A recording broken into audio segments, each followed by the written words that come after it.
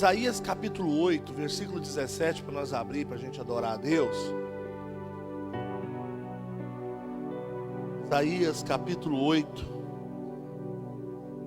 versículo 17.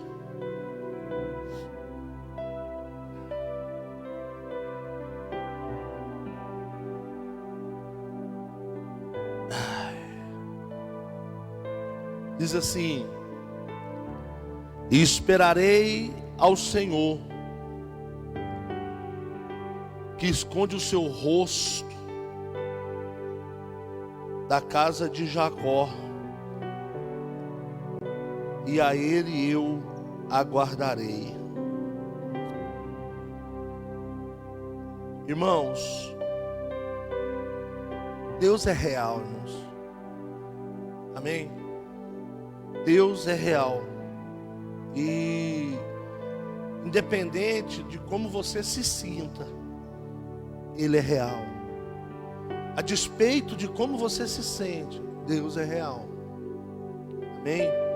Sabe, é fácil adorar a Deus quando as coisas vão bem. É fácil você dar louvores a Deus quando está tudo em ordem na sua casa, quando estão todos saudáveis, quando as contas estão em dia, quando Ele provê comida, quando Ele provê recursos, quando Ele provê família, quando Ele provê saúde, situações felizes. É muito fácil, irmãos. É muito fácil. Mas as circunstâncias nem sempre são agradáveis. E é justamente quando tudo está difícil, é exatamente quando as coisas não estão bem, é aí que se manifesta o nosso verdadeiro caráter de servos, de filhos de Deus. Sabe, o que Davi está dizendo, o que Isaías está dizendo é justamente isso. Que o Senhor, Ele escondeu, olha que coisa tremenda, irmãos. O livro do profeta Isaías, no texto que nós lemos, está dizendo que Deus, Ele escolheu se ocultar do seu povo. Foi uma escolha de Deus. Por quê? Porque às vezes, presta atenção nessa loucura que eu vou te dizer aqui. Às vezes, a melhor forma de... Nossa, isso é muito doido. A melhor forma de você perceber a presença de Deus é Ele se ausentando.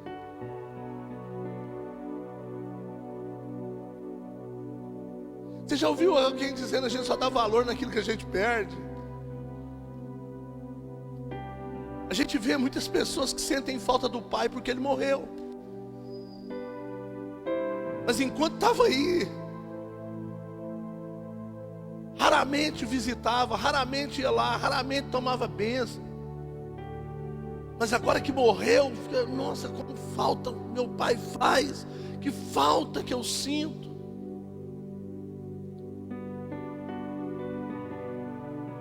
Sabe, irmãos, em muitos casos, para Deus se revelar a você, Ele tem que se esconder de você. E aqui nesse texto,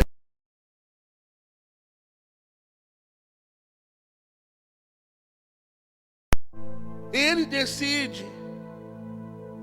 Agora aqui está a essência da fé, porque Isaías diz assim, olha, mesmo ele se ocultando, mesmo ele não estando, mesmo eu não o vendo, mesmo eu não o sentindo, mesmo diante disso tudo, eu decido confiar nele. Isso é uma expressão de maturidade, irmãos. Eu não preciso arrepiar para crer nele. Eu não preciso me emocionar para crer nele.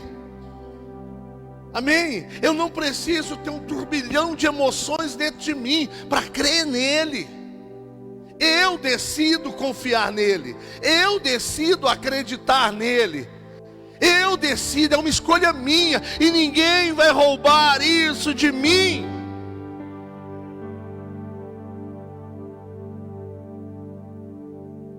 Sabe? Às vezes A melhor forma de testar o nível da sua amizade é mantendo uma distância. E eu quero fechar isso aqui, o louvor já pode se preparar, que agora mesmo eu volto. A minha mãe tem uma amiga que tem o mesmo nome dela. Minha mãe chama Margarida e essa amiga dela chama Margarida também. Minha mãe é muito estressada, sabe? Minha mãe é... Você tem uma noção, as amigas dela pôs a apelido dela de Margosa. Um dia eu brinquei com ela, eu falei: mãe, qual é a flor que tem espinho? Ela falou: a rosa. Eu falei: a Margarida também. E a minha mãe tem uma amiga, chama Margarida. Só que como a minha mãe é maior e a outra é menorzinha, elas sempre se trataram, minha mãe chamava de Margaridinha. E essas mulheres, irmão, elas é amiga desde os 15 anos de idade. Já são 60 anos de amizade. E minha mãe vê a Margaridinha uma vez por ano. Agora ficou mais difícil ainda. Mas sabe o que é engraçado nas duas? A distância não separa a amizade delas. Quando elas se encontram, vocês têm que ver, gente. Vocês têm que ver, parece que elas passou ontem junto o dia inteiro. Sabe, tipo assim, não parece que está distante. Aí eu falo: gente, será que ainda vai ser possível ter amigos dessa forma? Porque hoje os amigos, eles somem na mesma velocidade que eles se apresentam. Não é verdade, irmãos? Você já notou que o nosso círculo de amizade hoje, ele tem um prazo de validade? Um ano e meio, de repente você olha, seu ciclo de amizade mudou todo mundo. Vocês já pararam para pensar nisso, pessoal? Que a gente vai fazendo um renovo nas nossas amizades. Parece que a gente vai cansando de um amigo, sabe? E fala assim: tá na hora. É igual você olhar para o pneu do carro e falar: tá careca, tá na hora de trocar. Amizade verdadeira, irmãos, ela não perde a força quando um amigo não está presente. E Jesus, irmãos, é o amigo verdadeiro. E Ele nos ama. E eu quero te convidar a se colocar sobre os seus pés. Talvez você está vazando por um deserto. Talvez você está passando por um tempo que você não tem sentido aquela presença. Talvez você até desanimou de orar, de ler a Bíblia, porque você falou assim: eu estou tentando orar e não estou sentindo. Eu estou tentando ler a Bíblia, parece que eu não estou mais entendendo. Talvez você ache assim: eu acho que Deus me abandonou. Eu tenho uma resposta de Deus nessa manhã para começar essa adoração. Deus manda te dizer: eu não te abandonei. Eu só estou medindo o nível do nosso relacionamento. Vamos adorar o Senhor. Aleluia, Jesus. Senhor, receba a nossa adoração, nosso louvor nesta manhã, Pai. Que Teu Espírito faz presente sobre este lugar, sobre nossas vidas, Pai, no nosso meio, Senhor. Porque toda honra, toda glória, louvor, adoração é dada somente a Ti, Jesus. E não há nada e não há ninguém que vai roubar a Tua glória, que vai tirar o Senhor do Teu trono, que vai tirar a Tua coroa, Pai. Nós queremos Te engrandecer, Jesus. Queremos Te engrandecer, Senhor Jesus. Aleluia. Obrigado, Senhor. Aleluia.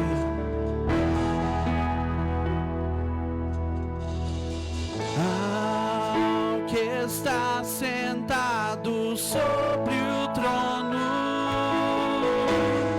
ao que vive para sempre, sempre, seja a glória, seja a honra e o poder, seja a glória, seja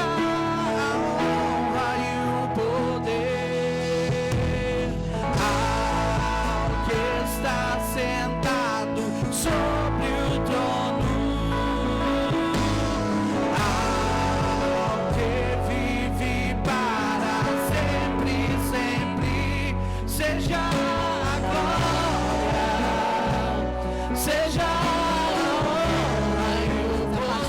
cruz, o Senhor mudou a nossa história. O Senhor mudou a nossa vida. Ali, a partir da cruz, nós teremos vida eterna. Mas foi a partir da cruz. Alguém teve que morrer para que acontecesse isso.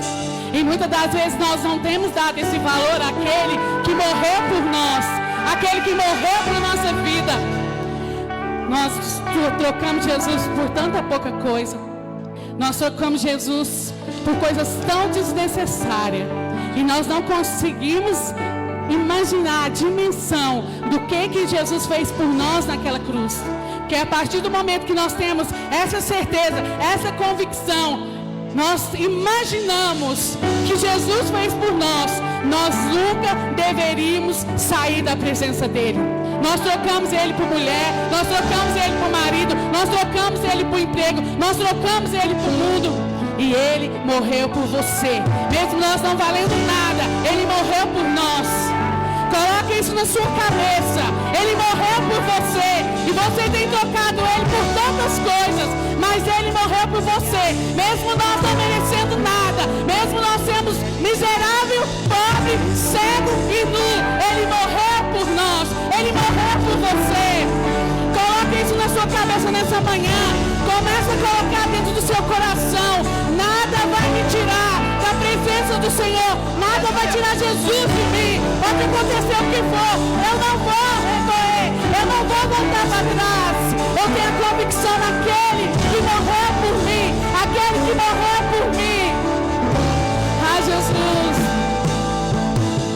Filho de Davi. Preciso de um milagre.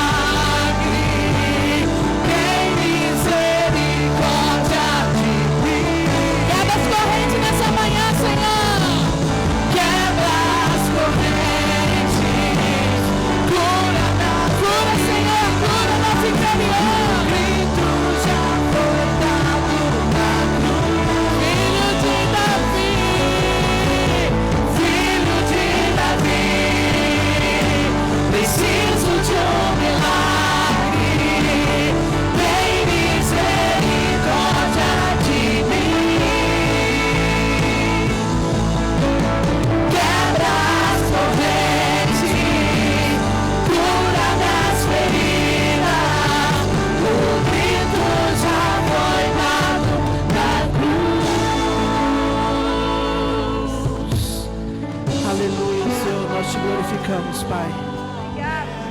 Maranata, hora vem, Senhor Jesus. Obrigado, Senhor Jesus.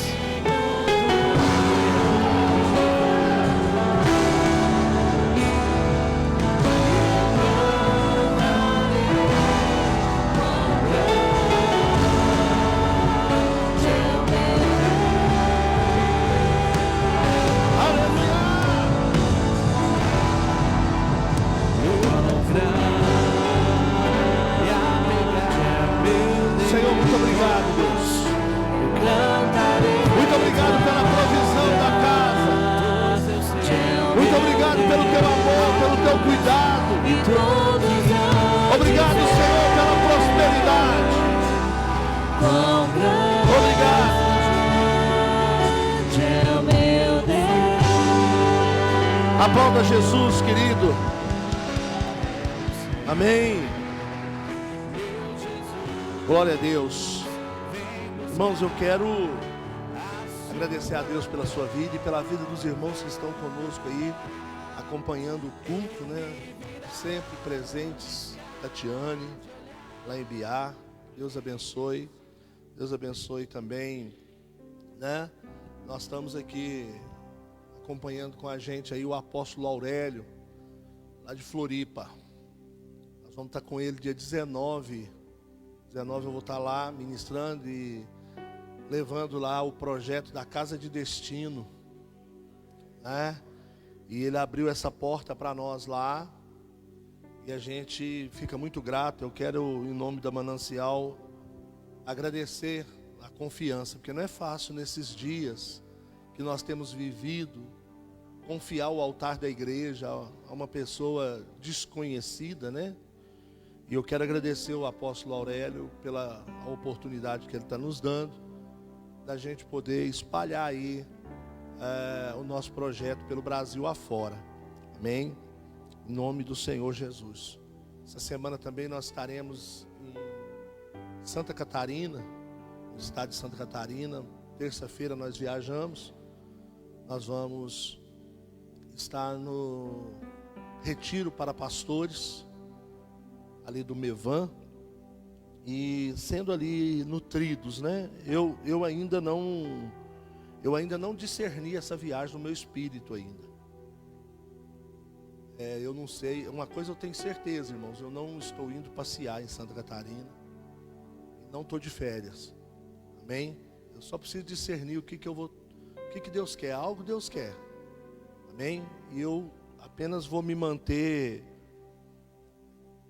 firme no propósito, porque eu preciso de muita oração, e eu quero, em nome de Jesus, assim, quando eu vejo Deus usar alguém, irmãos, e nos ajudar, eu vejo o Senhor se movendo sobre essa cidade.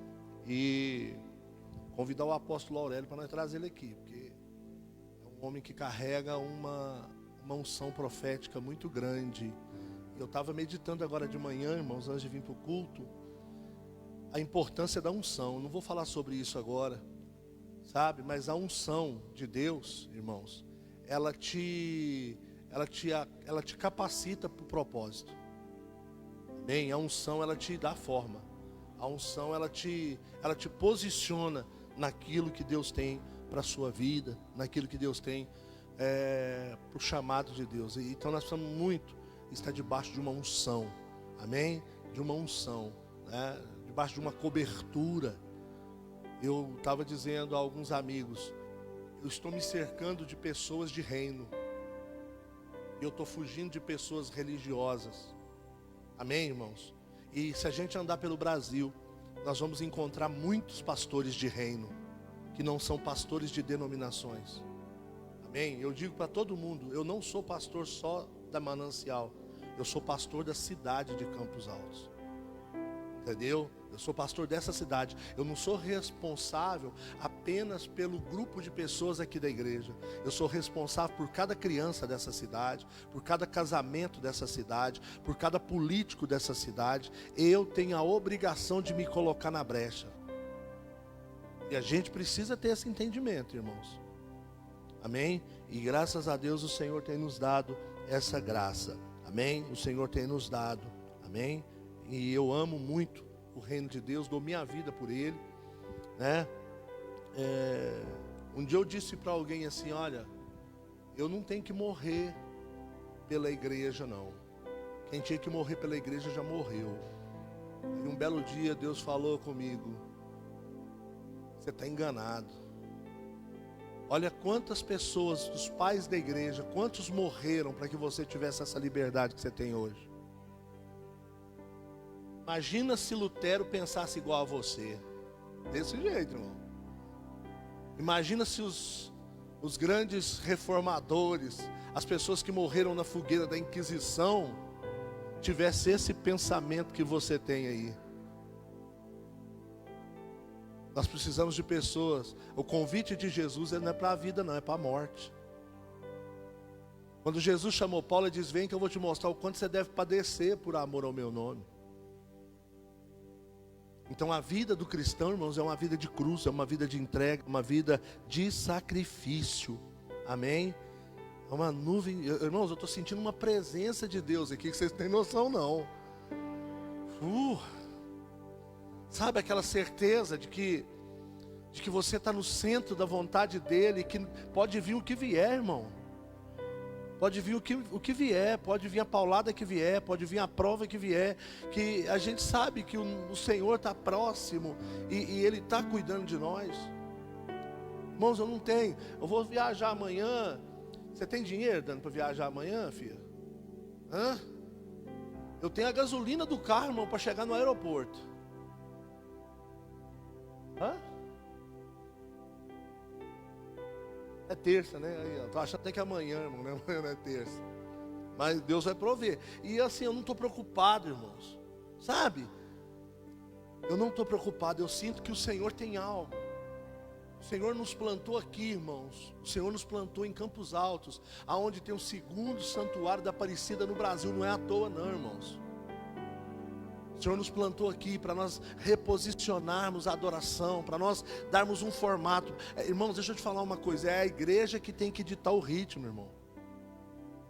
Deixa eu te dizer mais, a forma com que a Manancial se posicionar vai mover a cidade.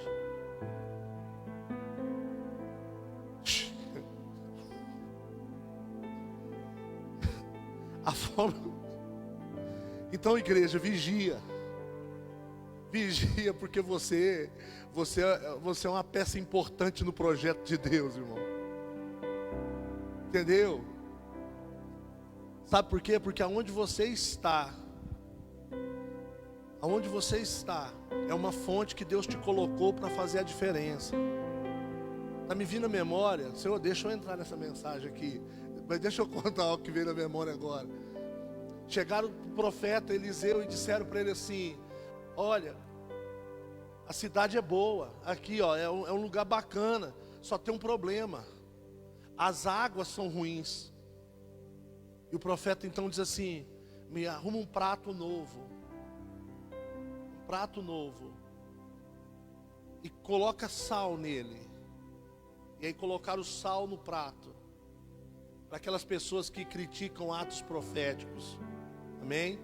Isso é um ato profético. Coloca sal. Agora vai lá na fonte e despeja o sal na fonte. Quando despejar o sal na fonte, as águas que eram amargas se tornaram águas potáveis. Deixa eu te falar uma coisa, o que Jesus disse mesmo que nós somos? Então é só você deixar ser o que você foi chamado para ser. Seja sal. Seja sal lá no seu trabalho. Se o sal perder o sabor, o sabor aqui fala da postura, do caráter. Se ele deixar de salgar, ele não vai servir para mais nada, a não ser para ser pisado pelos homens. Deixa eu te contar uma coisa. Você está aqui, você continua levando sua Bíblia para o serviço? Alguém já chegou e falou assim: para que você traz Bíblia? É porque você não é um borracheiro cristão. Você leva a sua Bíblia porque você primeiro é um cristão. Mas você fica falando de Deus aqui, você está aqui para trabalhar. Eu sou primeiro sal. Eu não vou me calar diante de injustiça, não vou me calar diante de erro para manter meu emprego. Não, porque quem me pôs aqui foi Deus, e eu só saio daqui quando Ele me tirar. Postura. É assim que a Manancial é para Campos Altos. A Manancial é o sal que Deus jogou na fonte, e as águas vão se tornar águas boas.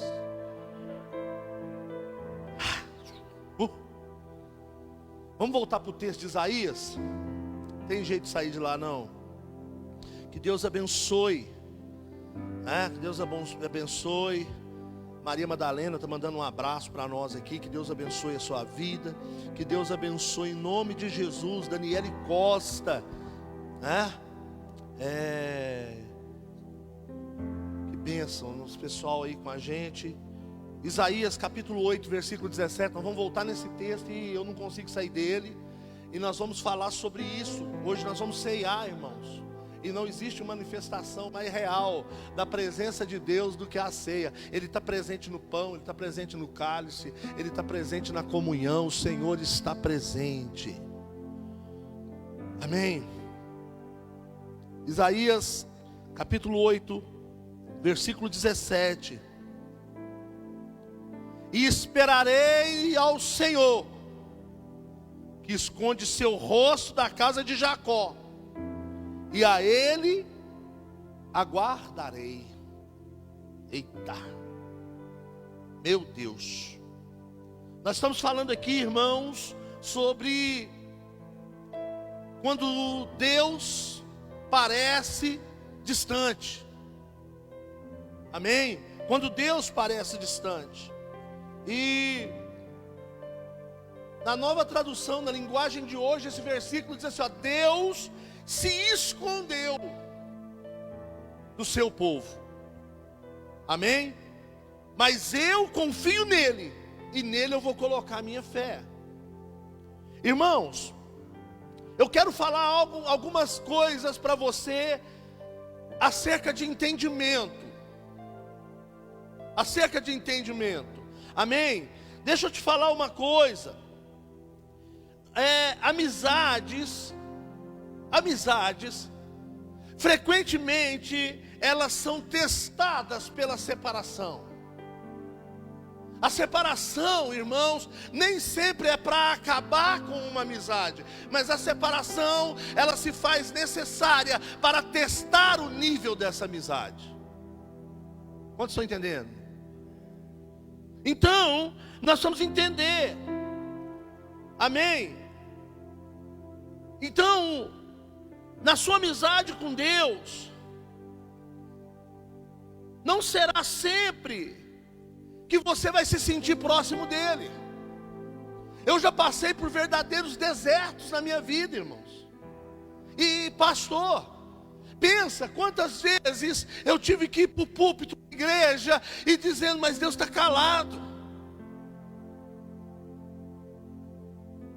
Já teve cultos de eu subir no altar e nós começamos a adorar, e vamos adorando, e eu dizendo para o louvor, canta outra. Canta outra. Por quê? Porque Deus não tinha falado comigo, e eu me recuso a falar o que Deus não falou.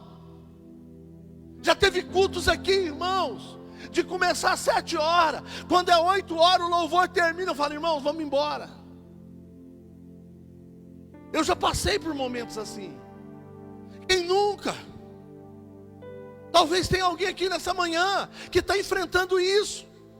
Um silêncio gritante, um silêncio ensurdecedor, uma falta de direção, uma falta de resposta.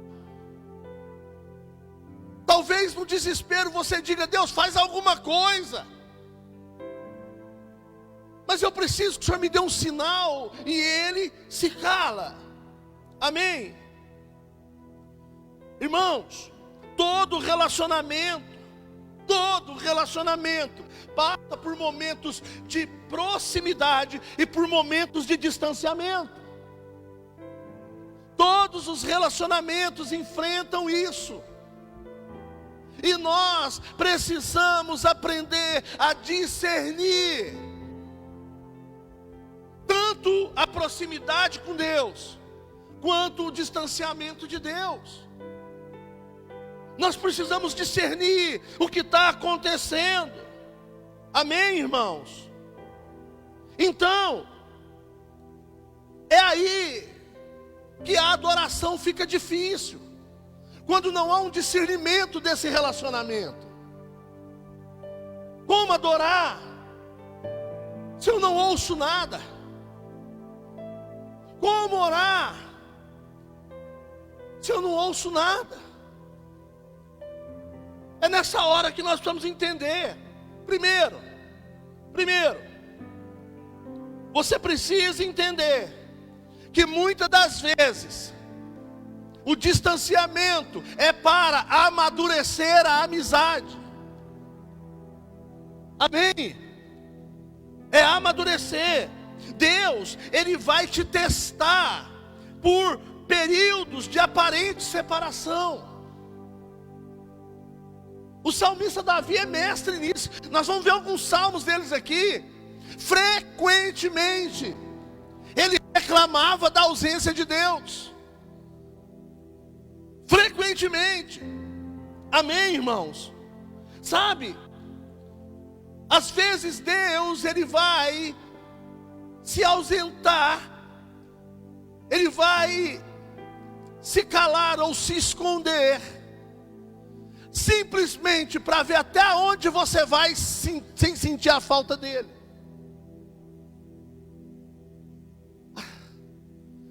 Irmãos, Quanto tempo você vai passar sem ler a Bíblia? Quanto tempo você vai passar sem orar? O Senhor, Ele vai experimentar o nível desse relacionamento. Amém? Existem épocas que a gente tem um sentimento de que Deus nos abandonou, de que Ele nos esqueceu. Nós temos a impressão que Deus está a quilômetros de distância, que nós nem sentimos mais que somos crentes. Ah, meus irmãos, é aí que o Senhor começa a medir. É aí que o Senhor começa a aferir o nosso nível de relacionamento. Deixa eu te falar uma coisa. Com exceção de Jesus, eu acredito que Davi tenha sido o ser humano que teve o maior nível de intimidade, de relacionamento com Deus. A forma com que Davi fala de Deus, a forma com que Davi fala com Deus. Porque deixa eu te falar uma coisa, existe uma diferença de falar de Deus e de falar com Deus. É muito fácil falar de Deus sem falar com Deus. Tem pessoas que são mestres nisso. Elas falam, parece que ela é amiga íntima, mas não é. Davi não. Davi, ele teve uma amizade tão íntima com Deus, que dava a ele certa liberdade de falar algumas coisas. Amém? E Deus, por causa disso, o Senhor chama Davi um homem segundo o meu coração. Por causa do nível de relacionamento. Porque, irmãos, não tem como eu conhecer o seu coração você andando longe. O coração de uma pessoa a gente conhece andando junto. Andando junto. Quando você passa a ter um relacionamento diário ou um relacionamento habitual com essa pessoa, você consegue conhecer, você começa a identificar os prazeres, as vontades, os gostos. Amém? Davi frequentemente, irmãos, ele reclamava da ausência de Deus. Abra a sua Bíblia, Salmo 10, versículo 1. Salmo 10, versículo 1. Amém? Diz assim: por que, Senhor, tu permaneceste afastado na hora do sofrimento? Por que te escondes de mim? Irmãos, Deus é espírito, amém? Mas Davi está falando aqui parecendo que ele via fisicamente Deus. Amém? E ele diz: Senhor, por que tu escondes de mim? Ele reclama, irmãos. Irmão, você já notou que a gente reclama que um amigo sumiu, que a gente reclama que um amigo deixou de ligar, que a gente reclama que um amigo não está indo mais na nossa casa, mas a gente não reclama quando não ouve a voz de Deus? A gente sente falta de todo mundo, menos a falta de Deus. A gente demonstra afeto a todo mundo, menos a Deus. Nós precisamos sentir e reclamar e dizer: Senhor, aonde o Senhor está? Eu preciso te ver. Eu preciso te ouvir, Deus. A minha vida só faz sentido se o Senhor estiver comigo. Se a tua presença não estiver comigo, Deus, nada faz sentido. A palavra do Senhor diz no livro de Êxodo, que Deus chega para Moisés e diz: Moisés, a terra está ali na frente, a terra que eu prometi. Eu vou te dar esse povo. Eu vou colocar anjos para guardar vocês na caminhada. Eu vou livrar vocês de todos os seus inimigos. Só tem uma coisa, Moisés: eu não irei com vocês. eu fico aqui. Agora vocês vão sem eu. A proposta era muito boa, irmão. A maioria dos crentes dessa geração pegaria e aceitaria. Porque a maioria dos crentes dessa geração não está interessado com a presença de Deus, mas estão em busca dos presentes de Deus.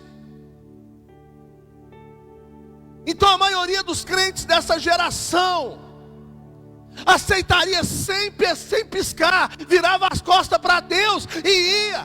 Imagina só, Deus vai me dar um povo, Deus vai me dar anjos para me proteger, Deus vai me dar a terra, Deus vai me dar vitória sobre os meus inimigos. Para que eu vou querer Deus? Só que Moisés vira e fala assim: o quê? O senhor não vai? Não. Então não me faça arredar o pé, porque eu não arredo o pé desse lugar se o senhor não for comigo. A sua presença é importante para mim. Se eu tiver sucesso na vida e não tiver sua presença, eu sou o mais fracassado de todos os homens. Sabe por quê? Porque se eu chegar no final da minha vida com 5 casas de aluguel, com 3 carros importados, com fazenda, e eu chegar no final da minha vida sem o Senhor, eu estou perdido. Mas se eu chegar no final da minha vida ganhando salário mínimo, talvez aposentado com salário, talvez morando de favor na casa de alguém ou até mesmo no asilo, mas se eu chegar no final da minha vida com o Senhor, eu sei que uma eternidade me espera e que eu viverei para sempre contigo. Precisamos rever as nossas prioridades nessa manhã. Precisamos voltar para a presença do Senhor. Precisamos entender que a presença dele dá mais prazer do que qualquer passeio, do que qualquer festa.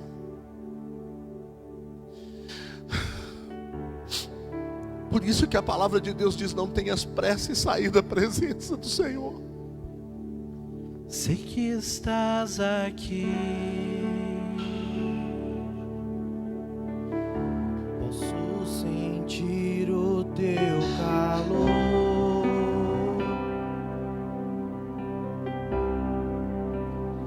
vem me envolver, constranger com teu amor.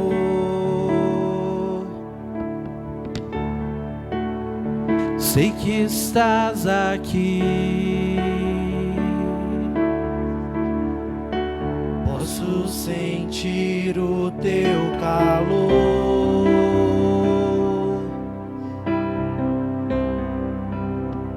vem me envolver, constranger com teu amor.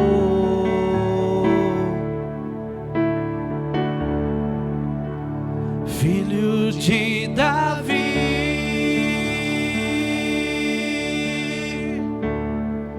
tem compaixão de mim.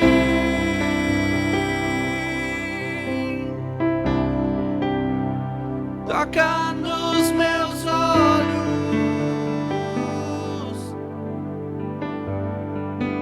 as escamas caírem. Aleluia.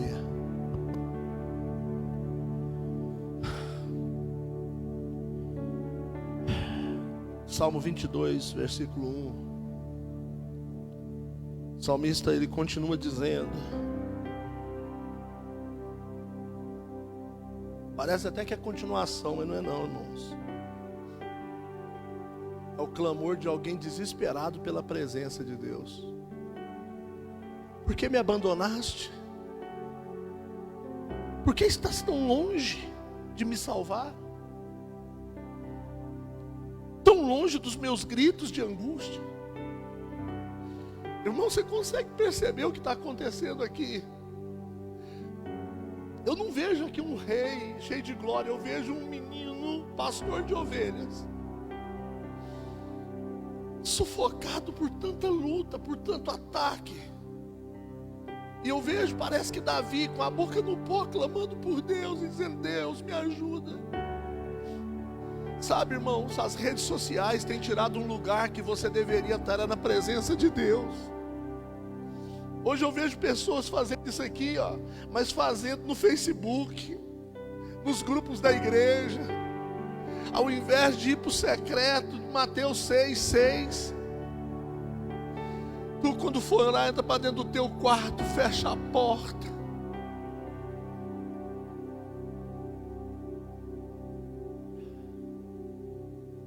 Irmãos, muitas pessoas têm entrado para o secreto, só não estão fechando a porta.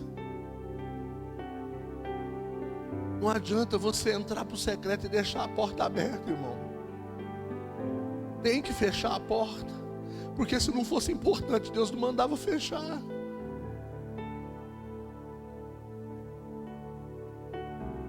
Fechar a porta significa, irmãos, se retirar.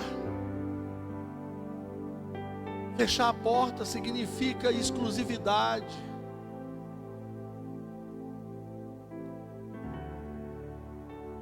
Irmãos, presta atenção nisso aqui. No Salmo 43, 2, no Salmo 44, 23, no Salmo 74, 11, no Salmo 88, 14 e no Salmo 89, 49, você vai encontrar essa frase: Senhor, por que tu me rejeitaste? Qual era a preocupação de Davi, irmãos? Será que era com o palácio? O que fazia Davi sofrer, irmãos? Era o silêncio de Deus. Agora, o que nos faz chorar? Meu carro quebrou. O que me faz chorar? A luz lá de casa foi cortada. Irmãos, vocês entenderam os níveis de sofrimento hoje para os níveis de sofrimento da Bíblia? Quantos você acham que põe a boca no pó e chora pelas pessoas que estão morrendo no Afeganistão, irmão? Quantas lágrimas você acha que a igreja brasileira derramou, irmãos, pelos órfãos lá do Sudão?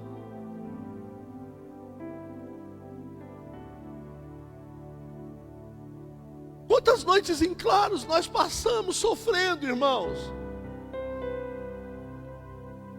pela igreja perseguida? Nenhum. Mas deixa, irmãos, eu não ser convidado para aquele aniversário do meu parente, para você ver. Deixa a minha família fazer algum evento, alguma festa e não me chamar, para você ver. Eu entro em crise. Eu fico angustiado, eu me sinto rejeitado. Alguns chegam até a falar assim: eu quero morrer, eu não sirvo para viver, ninguém me ama, ninguém me quer.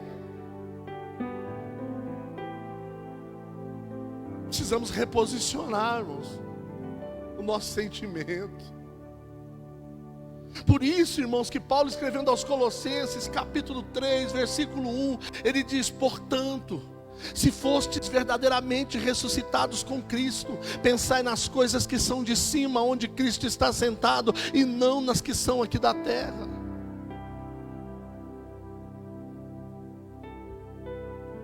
Por isso, irmãos, que Jesus diz em Mateus: aonde está o seu tesouro, ali vai estar o seu coração.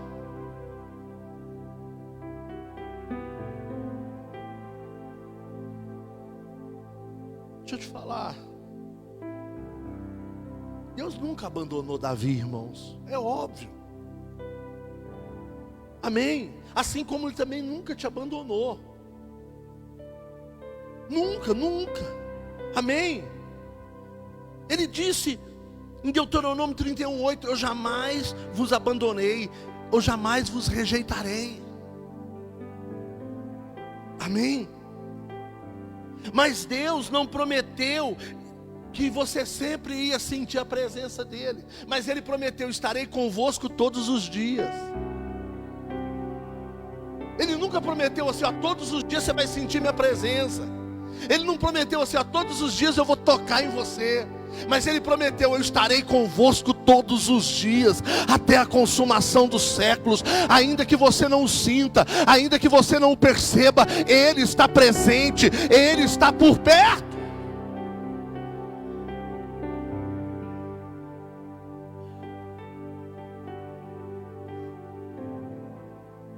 Sabe?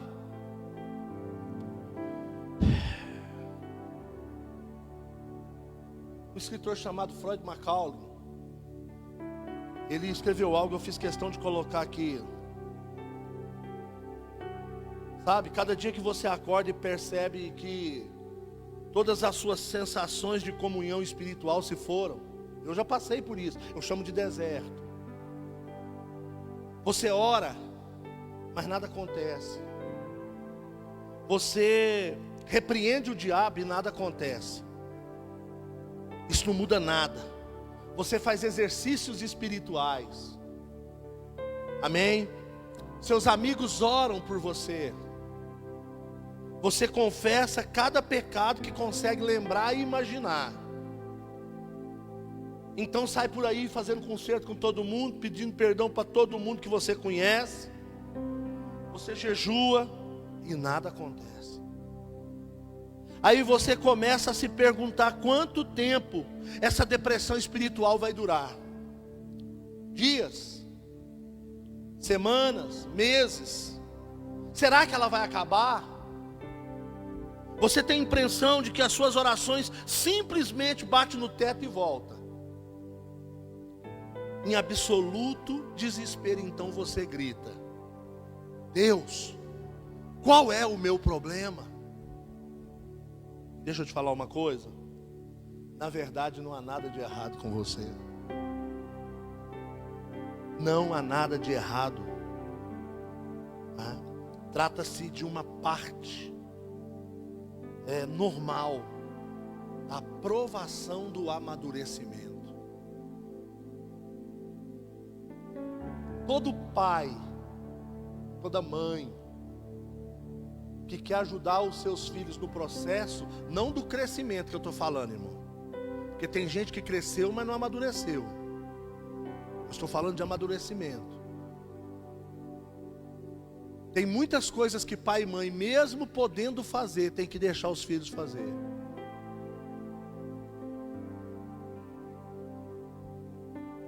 Para que eles amadureçam. Sabe por quê? Porque muitas das vezes nós abafamos o crescimento dos nossos filhos. E os filhos hoje estão com 30, 40 anos e continuam sendo o bebezinho da mamãe, o bebezinho do papai. E isso tem refletido na igreja. Uma igreja lotada de bebês. Mais parece uma creche do que uma igreja.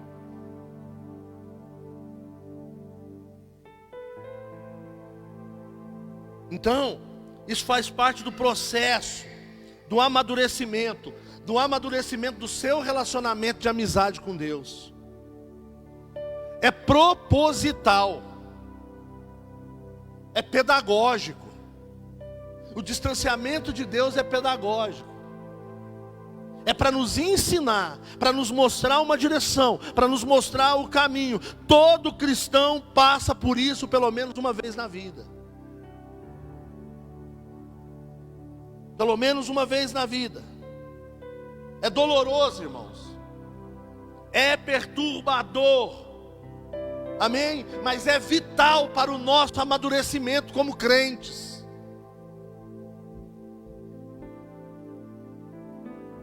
Nós precisamos disso para crescer. Jó, capítulo 23. Amém? Jó, quando não podia sentir a presença de Deus, ele falou isso aqui, Jó 23, 8. Se eu vou para o Oriente, lá estás. Se eu vou para o Ocidente, vou voltar aqui. Se vou para o Oriente, lá não está. Se vou para o Ocidente, eu não te encontro.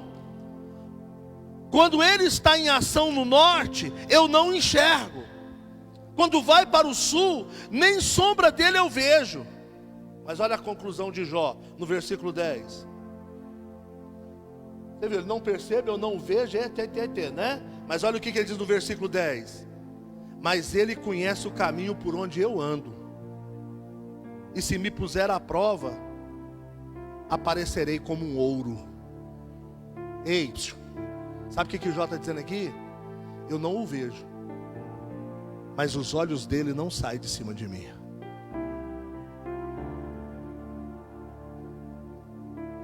Eu não o vejo, mas ele sempre está me vendo. Ele sempre está me vendo. E ele está me provando. E se ele me prova, eu vou ficar parecido com o ouro. Quando Deus parece distante, você pode pensar que ele está zangado com você, que ele está chateado com você, por algum motivo. Bem, é verdade que o pecado faz separação, mas nós não estamos falando dessa distância causada pelo pecado, amém, irmãos? O assunto aqui não é esse não, amém? Porque o pecado é um causador natural de uma separação com Deus, amém? Nós estamos falando aqui de separação, de silêncio pedagógico que Deus impõe para poder nos amadurecer. E você já notou que toda vez que Deus se cala, a primeira coisa que a gente procura é onde a gente pecou? Não é essa a pergunta? O que eu estou fazendo de errado? Mas na verdade não tem nada de errado conosco. É Deus provando a nossa maturidade. É Deus testando o nosso crescimento espiritual, para ver se realmente nós somos firmes na nossa fé, ou se nós vivemos de emoções. Eu venho no culto para me emocionar, eu venho no culto para me arrepiar, eu venho no culto para chorar, ou eu venho no culto para adorar a Deus dentro de uma maturidade, sabendo quem Ele é, e independente dele não falar, independente dele não me tocar, independente dele não fazer nada, eu sei que Ele está me vendo, eu sei que Ele está comigo, eu sei que Ele tem cuidado da minha vida.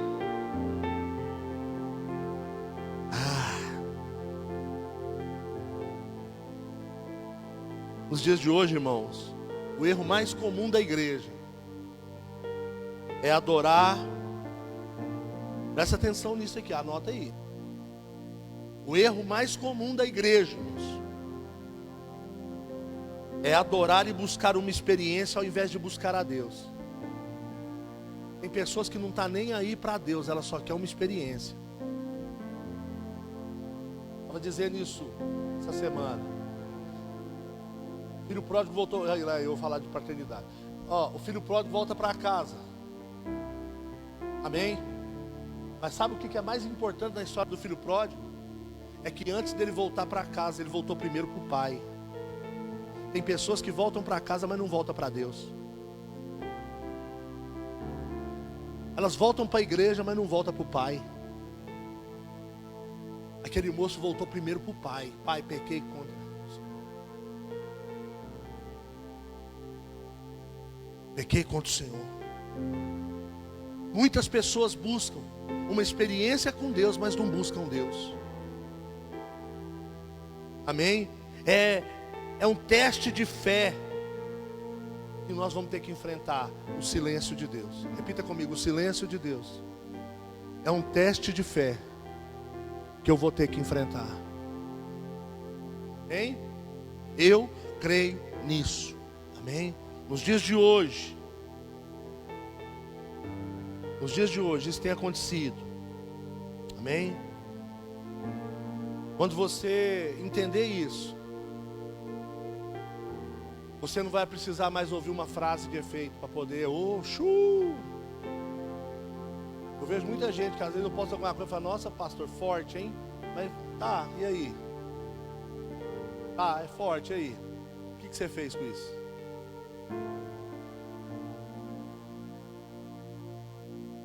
Sabe, irmãos, hoje a maioria dos pregadores, em vez de voltar para a palavra, eles ficam procurando uma frase de efeito. Nós precisamos voltar para a Bíblia, irmão. Precisamos voltar para o Evangelho, nu e cru, sem enfeites. O Evangelho simples, porque Jesus era simples. Amém? Nós precisamos voltar para a palavra de Deus. voltar para a comunhão do corpo de Cristo, ter prazer em estarmos juntos.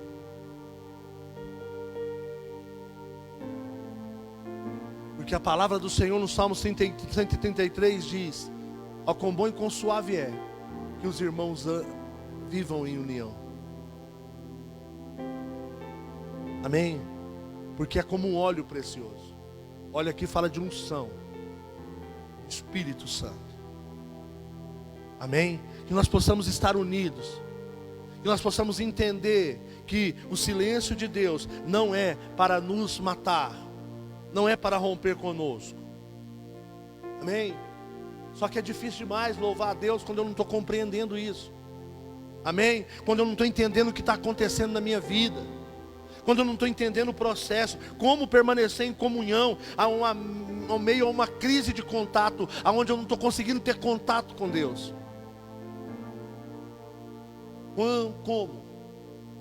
Como manter os olhos em Jesus quando Ele está cheio de lágrimas? É difícil, irmãos. É difícil. Aí você faz o que Jó fez. Jó capítulo 1, versículo 20. Nu saí do ventre da minha mãe, nu tornarei para lá. O Senhor deu, o Senhor tomou. Louvado seja o nome do Senhor. Amém? Diga a Deus, irmãos, exatamente o que você está sentindo. Essa liberdade que Davi tinha. Davi dizia exatamente o que ele estava sentindo. Jó capítulo 7, versículo 11. Olha o que Jó está dizendo: por isso eu não posso ficar calado, estou aflito, tenho que falar, preciso me queixar, pois o meu coração está cheio de amargura. Isso não é murmuração não, irmão. Desabafa. Sabe qual que é o problema?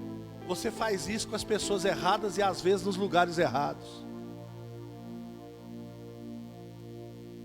Talvez aquilo que você está queixando para o seu irmão, você devia estar queixando para Deus. Não, oh, Deus conhece seu coração, não adianta fingir não, rasga o verbo. Porque o Salmo 139 diz: a palavra ainda não chegou na minha boca e tu já conhece. Rasga o verbo com Deus. Diga: Deus, eu estou mal. Deus, eu estou fraco. Por que tem muito crente morto? Porque ele não assumiu sua fraqueza, porque ele não pediu ajuda. Só que chega uma hora que você não aguenta mais. Eu disse aqui na quarta-feira sobre Isaías, quando ele tem a visão da glória de Deus, ele diz: então disse eu, estou perdido. Irmãos, essa frase, esse reconhecimento, estou perdido, não é o ponto final não, é o ponto de partida para uma nova vida, é um ponto de partida para um novo ciclo, é um ponto de partida para algo novo na sua vida. Nada vai começar enquanto você não parar e dizer: eu estou perdido, Deus, me ajuda.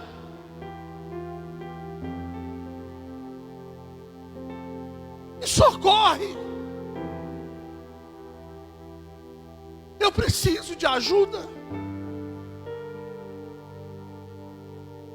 Jó 29:4.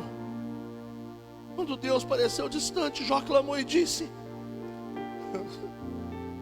olha o que ele diz, irmão: como eu tenho saudade dos dias do meu vigor, quando a amizade com Deus abençoava a minha casa. Que saudade. Que saudade, irmãos. Eu fico pensando em Adão, irmãos. Quanta saudade Adão não sofreu. Irmãos, eu acredito que o que mais incomodava Adão, irmãos, é quando ia dando aquele horário da viração do dia e ele fora do jardim, e ele pensando: nossa, uma hora dessa meu coração já estava acelerando. Uma hora dessa eu escutava, parece que o chão tremer, e eu sabia: é Ele que está vindo. Eu não escuto mais isso, eu não sinto mais meu coração acelerar. Que saudade eu tenho do Senhor. Saudade de quando o Senhor abençoava a minha casa. Olha o que ele diz: a amizade de Deus abençoava a minha casa.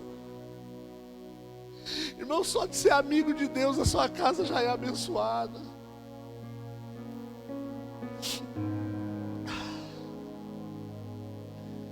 Deus, irmãos, Ele sabe lidar com as suas indagações, com as suas perguntas, com as suas queixas. Pode perguntar. Deus nunca vai ficar embaraçado. Irmão, você nunca vai deixar Deus sem resposta. Curva a sua cabeça. Como está seu relacionamento com Deus, querido?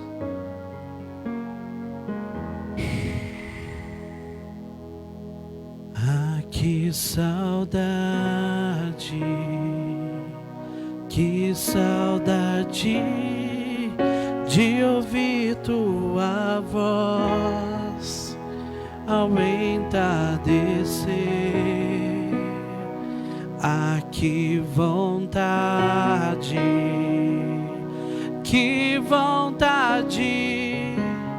de voltar ao jardim da inocência. Se eu pudesse, voltaria atrás e não faria novamente o que fiz. Troquei minha comunhão pela escuridão da noite. Em trevas tornei os meus dias. Ah, que saudade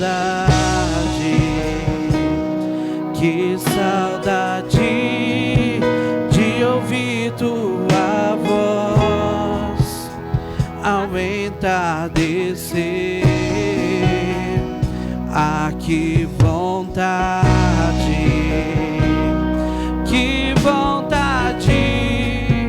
de voltar ao jardim da inocência. Se eu pudesse, voltaria atrás e não faria novamente o que fiz. Troquei minha comunhão pela escuridão da noite. Em trevas tornei os meus dias. Ah, que vontade de andar contigo pelo jardim na viração do dia. Pegar em tuas mãos e voar pela imensidão da terra e te adorar. Ah, que vontade de dizer a ti tudo que aprendi nesse jardim da inocência.